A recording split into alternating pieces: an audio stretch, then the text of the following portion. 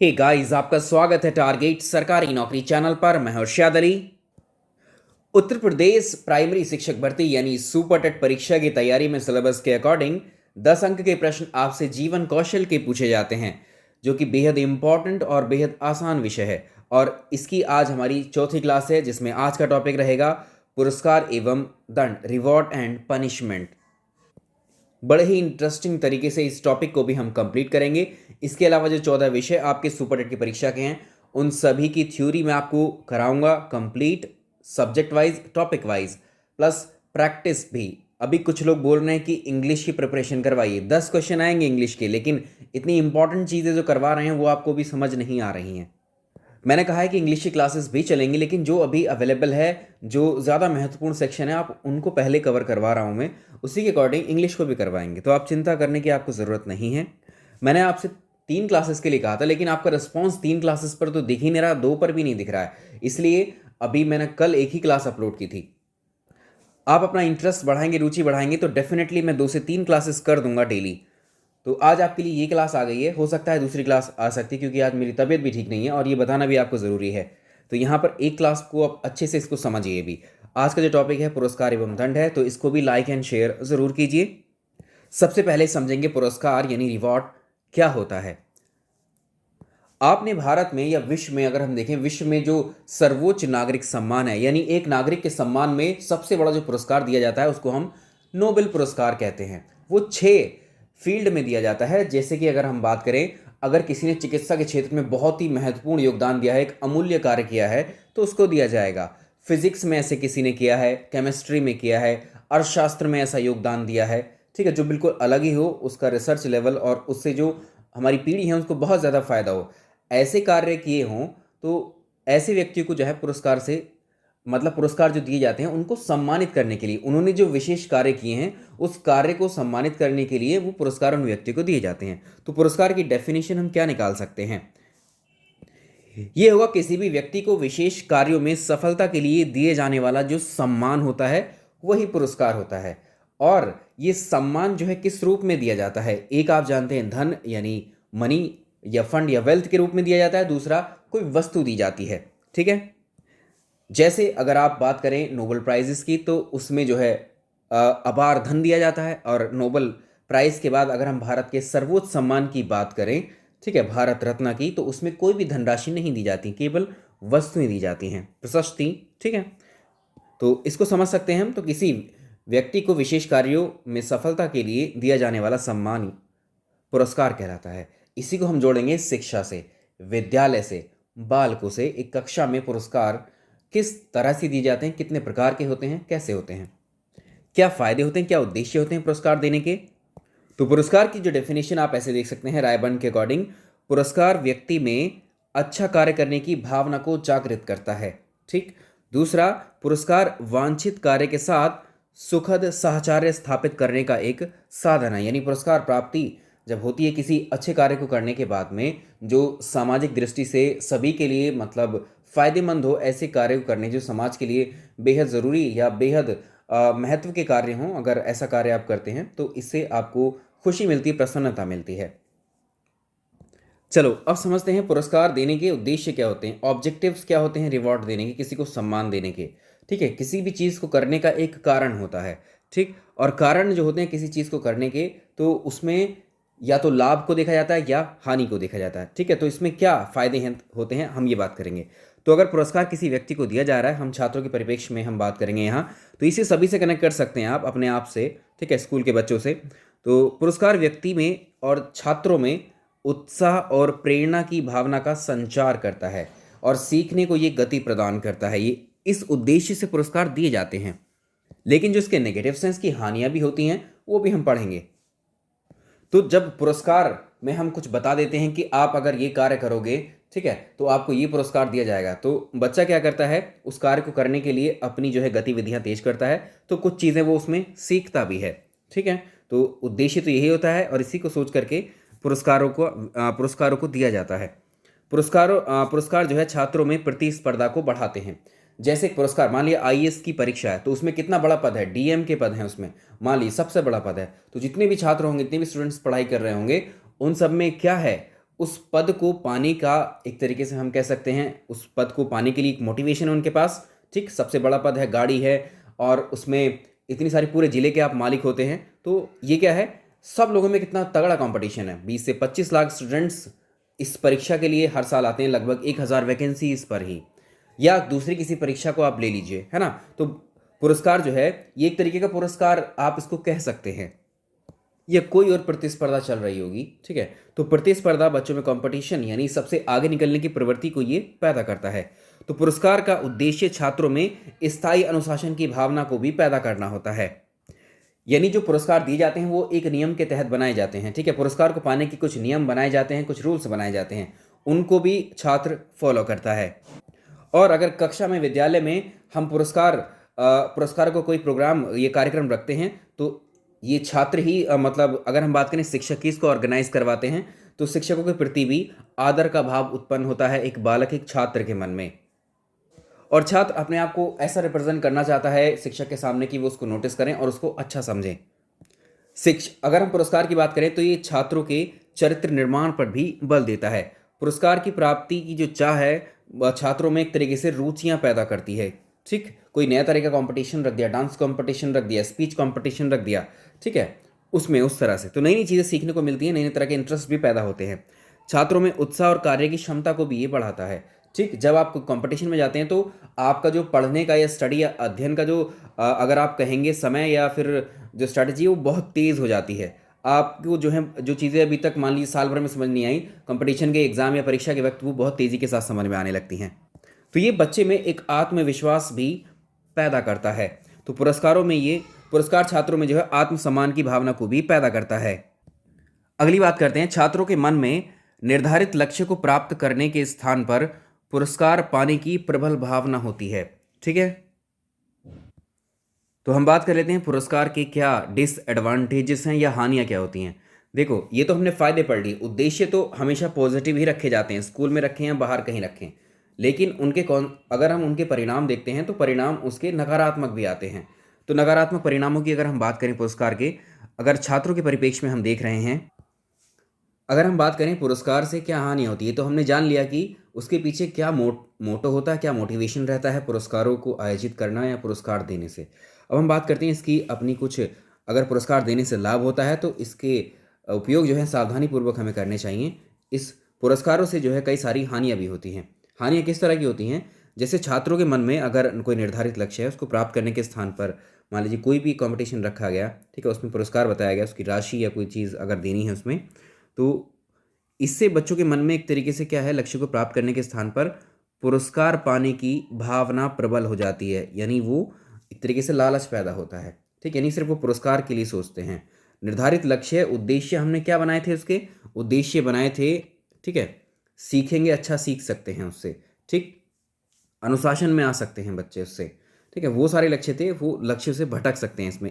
भटकते भी हैं, ऐसी कुछ ऐसा नहीं कि सारे लोगों के साथ ऐसा होता है, ठीक है, कुछ हद तक ये सफल होता है, कुछ हद तक असफल भी होता है। तो पुरस्कार प्राप्त करने के लालच में कोई अभ्यर्थी, कोई छात्र जो है अवांछनीय युक्तियों का प्रयोग भी करने लगते हैं। ठीक है, अगर उनको नहीं मिला तो उसको सीखने की बजाय, उस कंपटीशन में आने की बजाय कोई दूसरे तरीके खोजते हैं जिससे वो उनको मिल सके, यानी शॉर्टकट मारने की कोशिश करते हैं, चीटिंग करने की कोशिश भी करते हैं उसमें।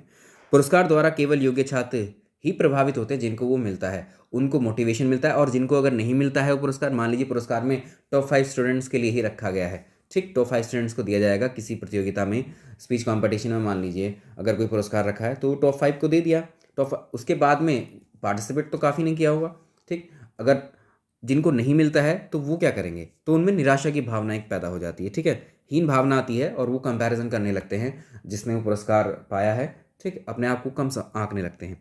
छात्रों के लिए मूर्त पुरस्कार को प्राप्त करना मुख्य लक्ष्य हो जाता है। मूर्त पुरस्कार का मतलब होता है जो फिजिकल होते हैं, जो हम देख पाते हैं जिन पुरस्कारों को, ठीक है। तो ये क्या है, उनको लक्ष्य हो जाता है और सीखने की क्रिया इसमें थोड़ी कम हो जाती है, बाधित होती है। तो फिर वो पुरस्कार को प्राप्त करने के अलग अलग तरीके के प्रयास करते हैं।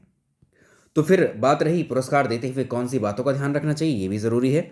तो मूर्त पुरस्कार जो फिजिकल जो अवार्ड्स होते हैं, ठीक है, रिवॉर्ड्स होते हैं, उनको देने से जो है अच्छा होता है कि अमूर्त पुरस्कार दिए जाएं। अमूर्त पुरस्कार वो होते हैं, इनमें कोई फिजिकल ट्रॉफी या कोई चीज़ नहीं दी जाती है, ठीक, इसमें प्रशंसा की जाती है, कोई अगर किसी एक पद पे है तो उसे बढ़ा करके दूसरे पद, उससे ऊंचे पद पे उसको दे दिया जाता है। ठीक है, तो सबके सामने प्रशंसा करना, अगर हम कहें कि प्रशंसा करना, उसकी बढ़ाई करना, तारीफ करना, सम्मानित कर देना उसे, तो ये अच्छा ऑप्शन होता है। तो ऐसे पुरस्कारों को हमें ज़्यादा चूज़ करना चाहिए। पुरस्कार साधारण कार्य के लिए नहीं देना चाहिए, किसी भी कार्य के लिए नहीं देना चाहिए। कोई विशेष उद्देश्य हो, सर्वजन के लिए, अगर पूरी क्लास के लिए कह सकते हैं, ठीक है, या अगर सोसाइटी में दिया जा रहा है तो वो सबके हितों के लिए अगर वो कार्य किया गया हो तो उसके पीछे उद्देश्य होना चाहिए किसी भी पुरस्कार को देने से पहले। पुरस्कार में दी जाने वाली वस्तुएं ज़्यादा मूल्यवान नहीं होनी चाहिए, ज़्यादा महंगे महंगे प्राइजेस या रिवॉर्ड अवार्ड नहीं होने चाहिए। पुरस्कार केवल योग्य छात्रों को ही दिए जाने चाहिए। तो यहाँ हम एक तो विद्यालय का भी जिक्र कर रहे हैं और साथ ही बाहर का भी जिक्र कर रहे हैं। ठीक है, तो प्रारंभिक कक्षाओं में बालकों को सफलता के बाद तुरंत पुरस्कार देना चाहिए। जो प्राइमरी स्तर की जो एजुकेशन है बच्चों की, उनको क्या करना चाहिए, उनको तो जैसे ही छोटी छोटी सफलता उनको मिलती है उनको तुरंत ही पुरस्कार देनी चाहिए, ताकि वो और प्रोत्साहित हों आगे बढ़ने के लिए, उनको चीज़ें जल्दी समझ में आनी शुरू हों। इसके अलावा पुरस्कार इस प्रकार से देना चाहिए कि छात्रों में ईर्ष्या भावना पैदा ही ना हो। ठीक है, ईर्ष्या भावना ना विकसित हो। एक जैसे कुछ बच्चों को मान लीजिए, दो तीन बच्चों को टॉप को मिल गया पुरस्कार और बाकी को नहीं मिला, तो टीचर अध्यापक क्या करेगा, जिनको पुरस्कार नहीं मिला है उनको, उन पर क्रोध अगर वो करता है, उन पर गुस्सा करता है कि तुमने अच्छा परफॉर्म नहीं किया है, ठीक है, तुमने ऐसा क्यों नहीं किया, उन पर गुस्सा करता है, मारता पीटता है, कोई और उनको अपमानित करता है, तो ऐसा भी नहीं करना चाहिए। तो एक अध्यापक को कक्षा में अवसर के अनुसार छात्रों को पढ़ने के लिए प्रोत्साहित करना चाहिए, उनकी प्रशंसा भी करना चाहिए। इसे बोलते हैं प्रशंसा पुरस्कार। ये जो पुरस्कार होते हैं ये अमूर्त पुरस्कार होते हैं, जिनको देखा नहीं जा सकता है। अगला हम बात करेंगे शिक्षा में पुरस्कारों की क्या उपयोगिता हो सकती है। ठीक, अभी शिक्षा में, विद्यालय में, कक्षा में पुरस्कार दिए जाते हैं छोटे छोटे, वो मोटिवेशन के लिए ही दिए जाते हैं। उद्देश्य तो हमने डिस्कस कर लिए हैं, अभी हम बात कर लेंगे, ठीक है, उनको किस किस तरह से देने चाहिए। तो जो छात्र कक्षा में नियमित रूप से उपस्थित होते हैं, रेगुलरली आते हैं, वो प्रेजेंट रहते हैं, तो उनको अटेंडेंस अवार्ड है जैसे, ठीक, तो वो देना चाहिए। ठीक है, तो उनको पुरस्कार देना चाहिए। जो छात्र विद्यालय में सब लोगों के साथ अच्छा व्यवहार करते हैं, ठीक है, कक्षा में नियमित ढंग से बैठकर, अगर हम बात करें, अध्यापकों के जो आदेश होते हैं उनका पालन करते हैं, उनकी बातों को मानते हैं, सुनते हैं, फॉलो करते हैं, उनको दिया जाना चाहिए। छात्रों की पढ़ाई में रुचि उत्पन्न करने के लिए भी पुरस्कार दिए जाने चाहिए। ठीक है, और छात्रों को पढ़ने लिखने के अतिरिक्त जो पाठ्य सहगामी होते हैं, जैसे और अलग दूसरी एक्टिविटीज़ हो सकती है, संगीत, नाटक, वाद विवाद प्रतियोगिताएं, इनमें भाग लेने के लिए प्रोत्साहित करने के लिए पुरस्कार देने चाहिए। स्कूल स्तर पर आप सभी जो है कॉम्पिटिशन्स देते आए होंगे, ठीक है, वो उनका कारण यही होता है। जैसे मैं अगर पुरस्कार की बात कर रहा हूँ तो ये इसका सटीक एग्जाम्पल होगा। तो जैसे अनअकैडमी है, तो अनअकैडमी ने भी क्या किया है, यूपीपीएससी कॉम्बैट एक अभी जो है इन्होंने आयोजित करने जा रहे हैं 27 मार्च को, परसों को दोपहर 12 बजे।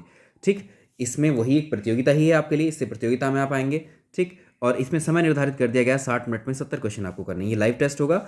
और इसमें जो पुरस्कार रखा गया है उसकी हम बात करेंगे मेनली। ठीक है, तो इसमें जो पुरस्कार है वो 10 लाख रुपए तक की स्कॉलरशिप। हमने बात की थी कि जो पुरस्कार होते हैं उनकी जो उनको जो है ज़्यादा कीमत उनकी नहीं रखनी चाहिए। ठीक है, लेकिन यहाँ पर बहुत हाई अमाउंट में ये प्राइज़ हैं आपके लिए, रिवॉर्ड हैं, तो इनको आप ज्वाइन कर सकते हैं। ठीक, तो यहाँ पर देखो, टॉप 20 रैंकर्स के लिए एक्साइटिंग प्राइसेस आप जीत सकते हैं। यहाँ पर 10 लाख तक की स्कॉलरशिप है अकेडमी में पढ़ने के लिए, तो वो तो अलग बात हो गई। अनअकैडमी के लिए आप लोअर पीसीएस, अपर की तैयारी कर सकते हैं, जितने भी कोर्सेस हैं आपके अनअकैडमी के, UP PSC, UP triple S C के। यहाँ पर आप प्लस में जुड़कर अनअकैडमी पर भी तैयारी कर सकते हैं। तो इसमें अपर, लोअर, आरओ, एआरओ, यूपीएसआई, पेट, लेखपाल, इन सभी की तैयारी कर सकते हैं।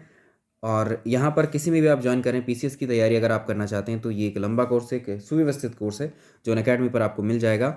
इसमें आप, मेरा रेफरल कोड है IALI10, इसको यूज़ करेंगे तो आपको 30% का डिस्काउंट इसमें अवेलेबल है। हमने बात कर ली किसकी, पुरस्कार की। अब हम बात करेंगे दंड की।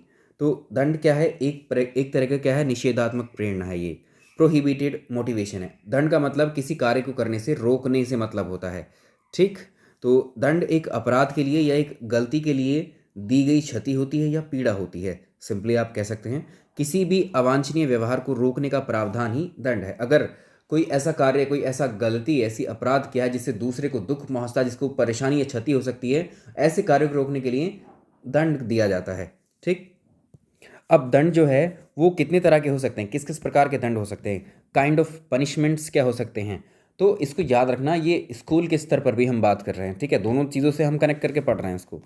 ठीक है, शारीरिक दंड होता है एक, फिजिकल पनिशमेंट की अगर हम बात करें, तो शारीरिक दंड का प्रयोग अगर हम देखें, हमारी भारत की भी प्राचीन शिक्षा प्रणाली या पूरी ही देखें, ओवरऑल देखें हम, ठीक है, शिक्षा प्रणाली में, और हम बात करें तो शुरुआत से ही छात्रों को कठोर शारीरिक दंड देने का प्रावधान, मतलब प्रावधान क्या, हम पहले से दिया जाता है, पहले से दिया जाता था शारीरिक शारीरिक दंड। और इसमें किस तरह के, स्कूल में अगर हम बात करें, कक्षा में एक बात करें, ठीक है, कक्षा के अंतर्गत जो है किस किस प्रकार के दंड दिए जाते हैं। तो एक मास्टर के पास अगर आप देखें, आज के भी प्राइमरी स्कूल्स में भी देखते हैं, ठीक है, इवन हम भी जब पढ़े हैं तो हमने देखा है इसमें, तो मास्टर के पास में क्या होता है, एक अध्यापक के पास, एक शिक्षक के पास एक डंडी, एक लंबी लकड़ी हो सकती है, ठीक है, तो उससे बच्चों के हाथों पर वो जो है उसको मारते हैं, बैंत कह सकते हैं आप। बैंत भी अलग से स्पेशली बनवाए जाते हैं बच्चों को पीटने के लिए, है ना। वो तो एक बनाया जाता है, और कुछ डंडियाँ और जो पतली पतली लकड़ियों से भी पीटा जाता था बच्चों को स्कूल में, ठीक है। तो ये क्या है, ये शारीरिक दंड है जो स्कूल में दिए जाते हैं, ठीक। जैसे बच्चों के कान पकड़ के ऐंठ देते हैं, फिजिकल उसको एक तरीके से टॉर्चर किया जाता है बच्चे को, इसमें मुर्गा बना दिया उसको, ठीक है। तो ये भी बड़े फेमस है, ये इतिहास का हिस्सा है, हमारे इतिहास का। क्या अब अगर हम बात करें, हाथ पैरों से बांध कर कहेंगे ऐसा होता है कि उसको जो है पेड़ पर लटका दिया। तो अगर हम बात करें, जो मनोवैज्ञानिक हुए, जो शिक्षा मनोवैज्ञानिक हुए, उन्होंने इस चीज़ का विरोध किया। शारीरिक दंड के वो कभी पक्ष में नहीं रहे, ठीक है, उन्होंने विरोध किया इसका। तो उन्होंने कहा कि आवश्यकता पड़ने पर ही शारीरिक दंड दिए जा सकते हैं, ठीक है। शारीरिक दंड तभी दिए जाने चाहिए जब दूसरी तरह के जो और दंड पनिशमेंट्स हैं उनका कोई फर्क ना पड़ रहा हो एक बच्चे पर, ठीक है। तो अगर हम इसमें बात करें, इस प्रकार के दंड में आप सुधार की उम्मीद नहीं करते हैं, ठीक है। बच्चे जो है सुधर जाएंगे इस तरह के, अगर शारीरिक दंड उनको देंगे, डेली उनको पीटेंगे, मारेंगे, इस तरह से प्रताड़ित करेंगे। इससे बालक की जो छवि है वो अपराधी टाइप की बनने लगती है, ठीक है, वो अपराध की तरफ बढ़ सकता है। तो ये इसका कॉन्सिक्वेंस, एक तरीके से रिजल्ट्स, ऐसे आउटकम्स आते। आर्थिक दंड भी दिए जाते हैं, ठीक है। आर्थिक दंड में अगर हम बात करें, शारीरिक दंड को अब तो खैर वर्जित कर दिया गया है, इतना फॉलो नहीं किया जाता है इसको, ठीक है। और विद्यालयों में अगर हम देखें, शारीरिक दंड देने का अधिकार केवल प्रधान अध्यापक को होना चाहिए, ऐसा नहीं कि कोई भी आकर के करें, और वो भी बहुत ही क्रिटिकल कंडीशन में ही वो पनिशमेंट देना चाहिए, ठीक है, बिना कारणों को जाने। क्योंकि और भी अभी बहुत सारे उपाय हैं दंड के, अलग अलग प्रकार के टाइप हैं उनको फॉलो कर सकते हैं, ठीक है। ये सबसे वर्स्ट है, बेकार है। जब कोई बालक गंभीर अपराध करता है तभी इस दंड का प्रयोग किया जाना चाहिए, शारीरिक वाले का, ठीक है। जो छोटे बालक होते हैं उनको कभी भी शारीरिक दंड नहीं देना चाहिए, ठीक है। आर्थिक दंड पर हम आ जाते हैं। तो विद्यालय में कई छात्र होते हैं जिनको आर्थिक दंड भी दिए जाते हैं। जैसे विद्यालय में बात करें, अगर कक्षा में कोई स्टूडेंट प्रेजेंट नहीं है, एब्सेंट है, अनुपस्थित रहता है, ठीक है, डेली अनुपस्थित रहने की, एक दिन आया, 2 दिन नहीं आया, ठीक है, इस तरह से गायब रहने लगता है, कक्षा में जो कार्य दिया जाता है उसको वो पूरा नहीं करता है, ठीक है, विद्यालय में एक तरीके से वो बहुत उछल कूद, या कह सकते हैं सबको परेशान ही करता है। तो ऐसे छात्रों पर भी जो है, जो दंड लगाए जाते हैं वो आर्थिक दंड होते हैं, ठीक है। इस प्रकार के दंड का जो प्रभाव है छात्रों पर नहीं पड़ता है, क्योंकि आर्थिक दंड का जो बोझ पड़ेगा वो अभिभावक, पेरेंट्स पर पड़ता है, क्योंकि अंततः जो पैसे हैं वो माँ बाप ही देते हैं उस दंड के रूप में, ठीक है। तो इस दंड का समर्थन भी नहीं किया जा सकता है, इसका प्रभाव तो अभिभावकों पर पड़ेगा, छात्रों पर नहीं, जबकि हमें छात्रों पर ही प्रभाव तो डालना है। दंड देने का मतलब है छात्रों को ही गलत करने से रोकना है। सामाजिक दंड की हम बात कर रहे हैं, इसमें क्या है, ये सबसे ज़्यादा प्रभावशाली माना गया है सामाजिक दंड, ठीक है। इस प्रकार के दंडों में क्या होता है, छात्र को, जो दूसरे छात्र होते हैं उनके सामने उनको लज्जित किया जाता है, अपमानित किया जाता है। जैसे अपमानित करने का मतलब ऐसा नहीं है कि मतलब बहुत ज़्यादा आप उसको बुरा भला कहेंगे, कक्षा के स्तर पर सोचेंगे, विद्यालय के स्तर पर, ठीक है। बहुत सारे छात्र आपके सामने हैं, उनमें से मान लीजिए किसी को दंड देना है, तो जैसे कक्षा से बाहर निकाल दिया उस बच्चे को, ऐसा निकाला भी जाता है। कक्षा में सबसे पीछे बैठा दिया, पीछे वाली सीट पे जा करके बैठो, ठीक है। कक्षा में बोल दिया कि इन इन बच्चों से आपको बात नहीं करनी है, ऐसे आपको डिफ्रेंशिएट करते हैं। खेल कूद की प्रतियोगिता अगर हो रही है तो उन अपराधी टाइप के बालकों को पार्टिसिपेट करने से जो है रोका गया, मना किया गया, इस तरह के। एक है मानसिक मानसिक श्रम दंड। तो इस दंड में छात्रों को मानसिक परिश्रम करवाया जाता है। जैसे बच्चा होमवर्क अगर पूरा करके नहीं लाता है तो जैसे जब कभी छुट्टियां पड़ती हैं तो उसको एक्स्ट्रा वर्क दिया जाता है, विद्यालय बंद हो जाता है, विद्यालय के टाइम के बाद उसको रोक करके उस कार्य को पूरा करने के आदेश दिए जाते हैं, ठीक है। तो इसमें जो है एक तरीके से मानसिक श्रम दंड है। मनोवैज्ञानिक दंड में क्या है, इसका संबंध भावनाओं से होता है, फीलिंग से। जैसे बच्चे को डांट दिया, ठीक है, झिड़क दिया, बुराई कर दिया, अपमानित कर दी, तो ये मनोवैज्ञानिक दंड में आते हैं। दूसरे प्रकार के जो दंड होते हैं वो वैधानिक दंड होते हैं। इनमें कानूनी प्रक्रिया का सहारा लिया जाता है। विद्यालय में अगर बच्चे छात्र मारपीट करते हैं, एक दूसरे को लहूलुहान घायल करते हैं, तब इस प्रक्रिया में जो है कानूनी प्रक्रिया का सहारा लिया जाता है। विद्यालय में मारपीट हो, किसी ने गोली मार दी, किसी को चाकू मार दिया, तो ये अपराध की श्रेणी है सारी की सारी। इनके लिए जो है पुलिस का कानून का सहारा लिया जाता है। कुछ दंड को लेकर के कुछ थ्योरीज भी हैं जिनको हम डिस्कस कर लेते हैं। एक होता है प्रतिशोधात्मक सिद्धांत दंड का, प्रतिकारात्मक सिद्धांत भी कहते हैं इसको। और इसमें क्या होता है, जब भी छात्र को मान लीजिए किसी ने कोई गलती की, किसी छात्र ने कोई गलती की या अपराध किया, तो उसे उस गलती या अपराध के लिए अगर हम बदला लेने की भावना से उसको दंड दे रहे हैं, यानी ईंट का जवाब पत्थर से देने की कोशिश कर रहे हैं, तो इस प्रकार के दंड जो है वो प्रतीकात्मक कहलाते हैं। सुधारात्मक क्या होते हैं, किसी दंड के लिए अगर किसी ने कोई अपराध किया है तो उसको गलती करने वाले बालक को उसको सुधार किए जाए, उसमें उसको समझाया जाए, बताया जाए, ठीक है, ना कि उसको कोई ऐसे मारा पीटा जाए, ना कोई दूसरा दंड दिया जाए। इसमें क्या है, अवरोधात्मक में अगर हम बात करें तो इसमें अपराध की पुनरावृत्ति को रोकने के लिए ये सिद्धांत लागू किया जाता है। तो अल्टीमेटली हम बात करते हैं दंड के जो उद्देश्य हैं वो क्या होते हैं। दंड का उद्देश्य जो है प्रतिशोध, बदला लेना होता है एक तरीके से। लेकिन अगर स्कूल के स्तर पर बात करें, इनका हम सुधारात्मक उपयोग चाहते हैं, मतलब बच्चे के अंदर सुधार हो जाए, इसलिए इसका उपयोग करते हैं। तो विद्यालय में दिए जाने वाले दंड के पीछे जो भावना होती है वो बच्चों के सुधार के संबंध में होती है। तो ये था आज का टॉपिक हमारा, पुरस्कार और दंड, जो कि आपको बेहद आसान और सिंपल लगा होगा, ठीक है। बाकी अगले चैप्टर्स भी हम ऐसे ही डिस्कस करेंगे। 1 से 2 टॉपिक और बचते हैं, आपका लाइफ स्किल खत्म हो जाएगा। सारे विषय ऐसे ही खत्म हो जाएंगे आपके धीरे धीरे। तो आज एक ही क्लास पॉसिबल है आपकी, मेरी तबीयत थोड़ी ठीक नहीं है, चिंता मत करिए, मैं 2 से 3 क्लासेस डेली कर दूंगा, 2 से 3 विषय करने वाला हूँ जल्दी। 1 अप्रैल से तो आपकी प्रॉपर 3 से 4 क्लासेस आपको डेली रहेंगी 1 अप्रैल से। लेकिन अभी 2-2 क्लास, 3-3 क्लास करने की कोशिश करूँगा इस महीने में, ठीक है। अभी आप ये कंटेंट पसंद आएगा तो मुझे भी यहाँ समझ में आ रहा है, तो दूसरे जैसे आप कंप्यूटर की बोल रहे हैं, कंप्यूटर की क्लास शुरू करें, ठीक है, विज्ञान की बोल रहे हैं ये, और इंग्लिश की बोल रहे हैं, वो सारी क्लासेस में आनी शुरू हो जाएंगी आपके लिए। बस लाइक शेयर आप सपोर्ट करते रहिएगा। Thank you so much.